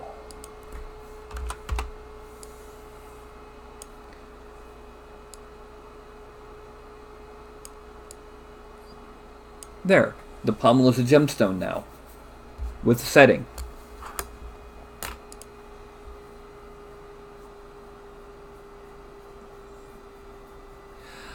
Barnacles have issues with weapons, and I shudder at the thought of a barnacle on a sword.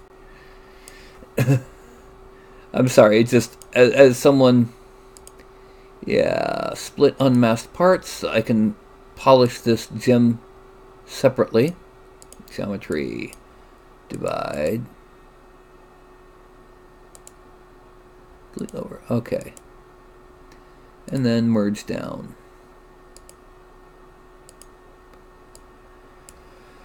Frame out, let's get the whole figure in view, and close that, and here is what we currently have. Well, come on, stop that.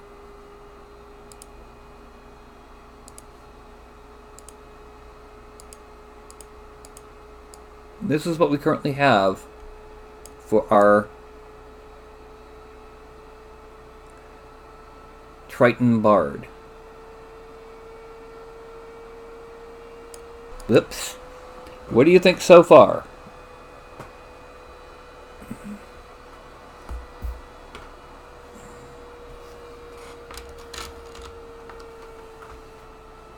Are you happy with him at this point? Do you think it is a good time to stop, or do you have some ideas to add to it?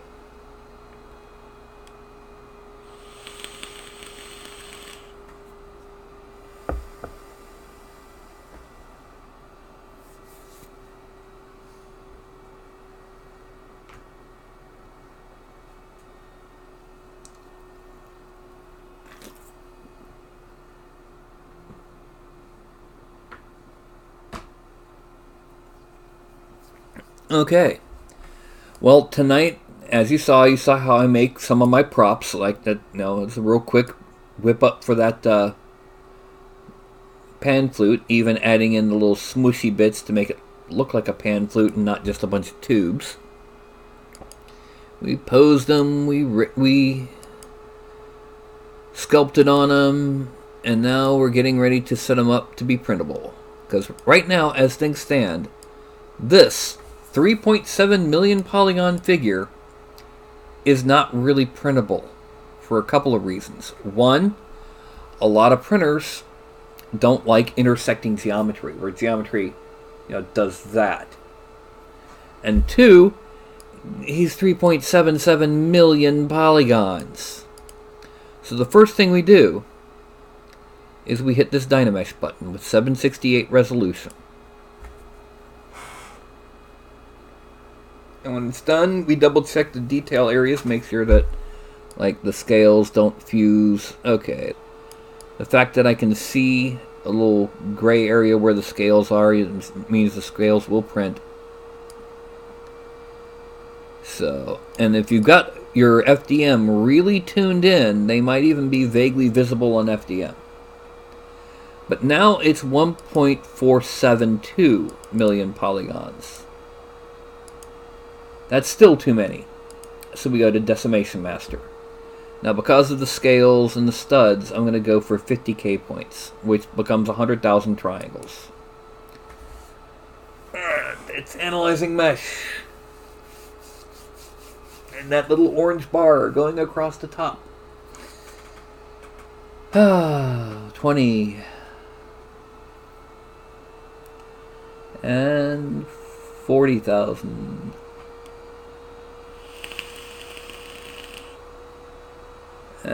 Or 40%. 70%.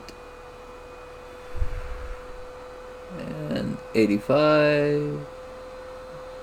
95. 100%. And now it's saving files, reordering points.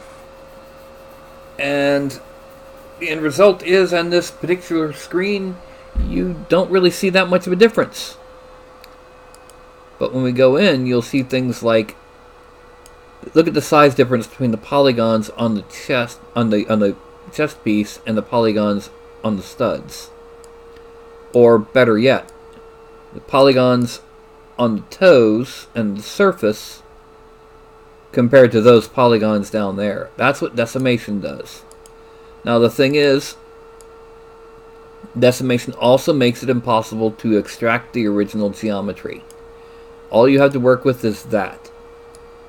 And it is rather messy from the point of view of an animator or or if someone who's going to try to use this in a different pose.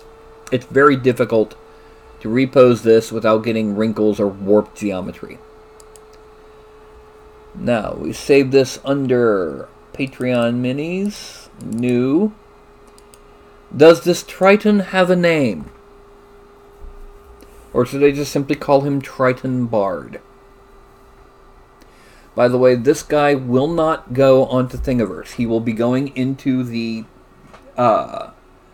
Patron Vault next Sunday.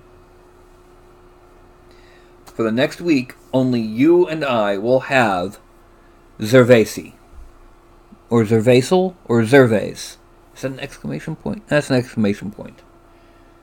So, Triton Zervase.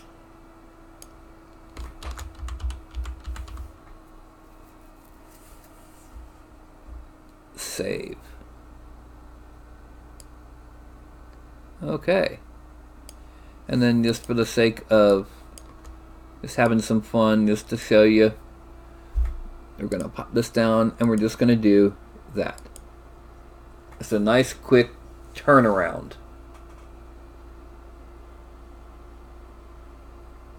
Yeah.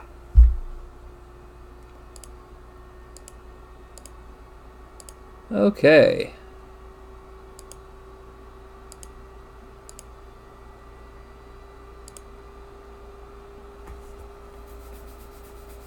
Now, let me put my tablet back behind the monitor.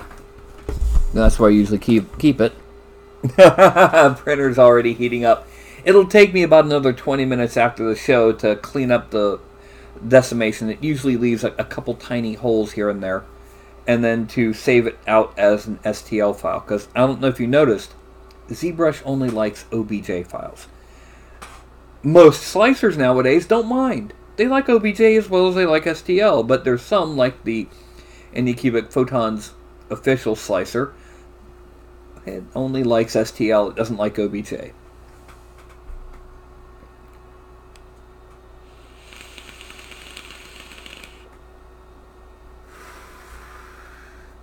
Well, Andy, I'm glad to hear that you liked the sculpt. And it was actually a relatively, if you think about it, it's relatively simple. I mean, it's just vest, happens to have studs on it, baggy boofy pants, the man bun, and then some scales and fins. But it really came out looking, I agree, it came out looking pretty nicely.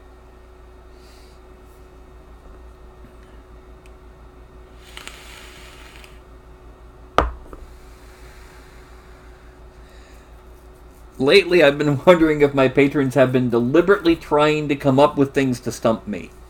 A dragonborn crushed under boulders thrown by a giant. An undead Chinese or Japanese ghost with umbrella. A Triton bard. But yeah, things are just completely out there. Oh yeah.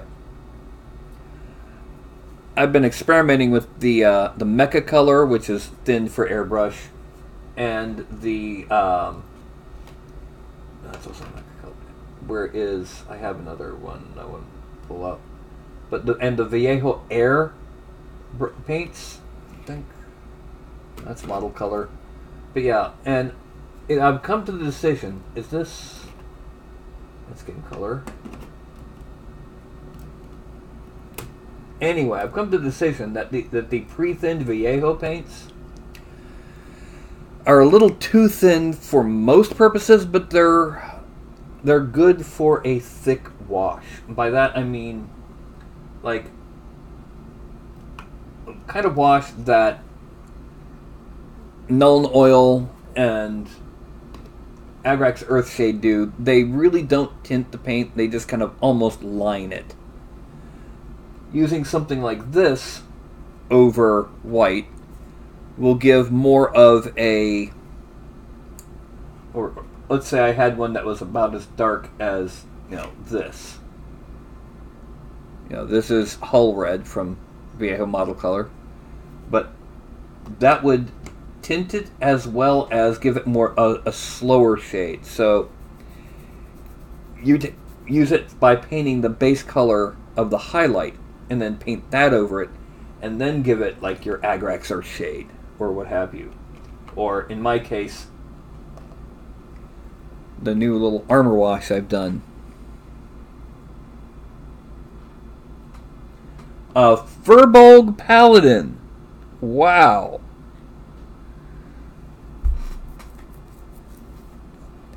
I don't think I've ever heard of a Furbolg Paladin. The only Furbolg I've ever had in any game was, where is he?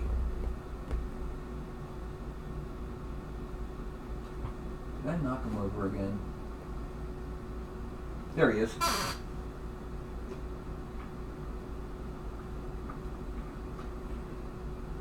This was a buddy's Furbolg Druid. And yes, he carried a stick. Not a club, not a quarterstaff, not a wand, a stick. And he was practically pacifist. Yeah. I should note that that mini index had a couple male elves marked as female, and had a couple tieflings marked as elf. Oh dear.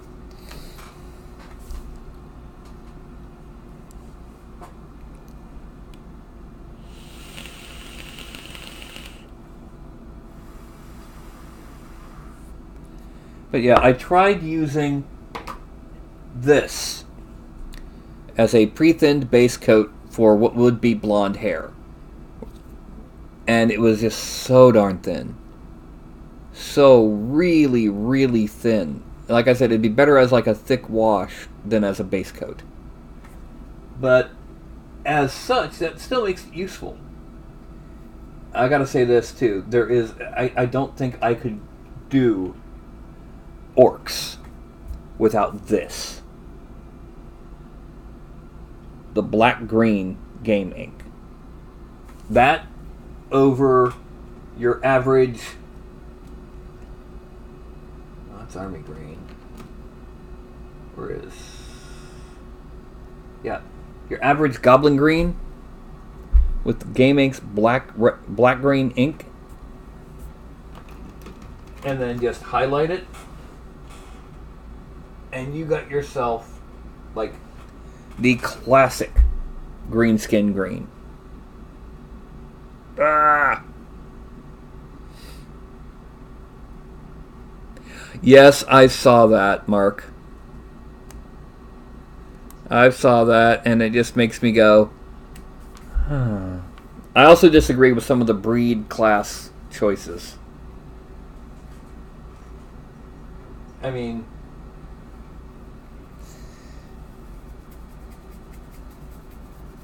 I can kind of understand, like, if you're going to say German Shepherd Ranger, that's a German Shepherd Melee Ranger. You'd have, like, a bearded collie as the Ranged Ranger.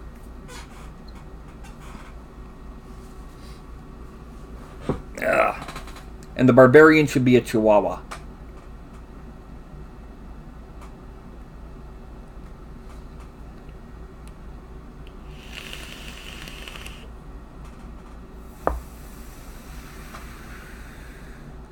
Anyway, it is now 10:01.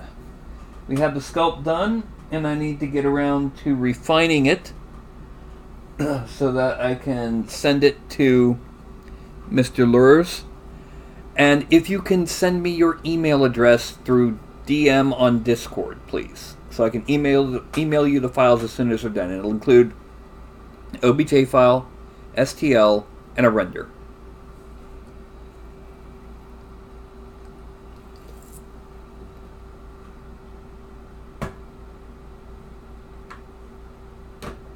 I think it should be Black Lab Bard because they love everybody, and bards have a reputation. Oh. Oh.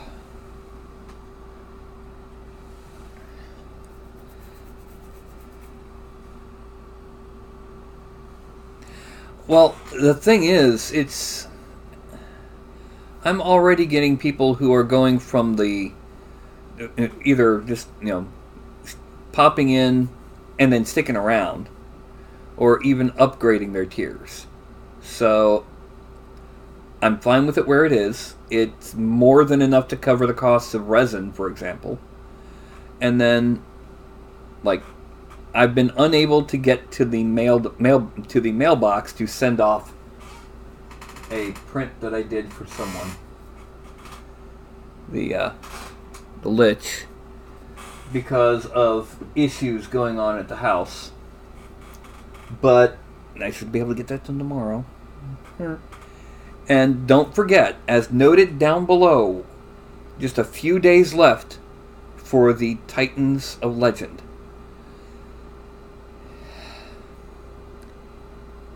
it's not doing as well as I'd hoped. Of course, I myself was an idiot. The whole time I've been thinking in my head, 2,500, 2,500, 2,500 is the goal, and I put 4,000 when I typed it in. I'm an idiot, and it was too late to change. So, yeah. But I'm also still in the middle of chopping up the Tarrasque and getting ready to put it up both on Gumroad for people who are not patrons and in the patron file vault for those who are. So those are the two ways that people can get the Tarrasque. Either buy it flat on Gumroad or join the Patreon. Anyway, it's 10:03, so I hope I do too. Let me go ahead and refresh this page so I can get rid of any lag I may have picked up. And what's going to happen is I'm going to go ahead and stick up my hand. I'm going to count down from 5 to 1. And when I get to 1, I'm going to say something goofy, wave goodbye, and log out. I will see you all Tuesday evening, where I should be back to just random sculpting random figures. So, here's going. Alright, that's going to be a 5, 4, 3, 2, and a 1.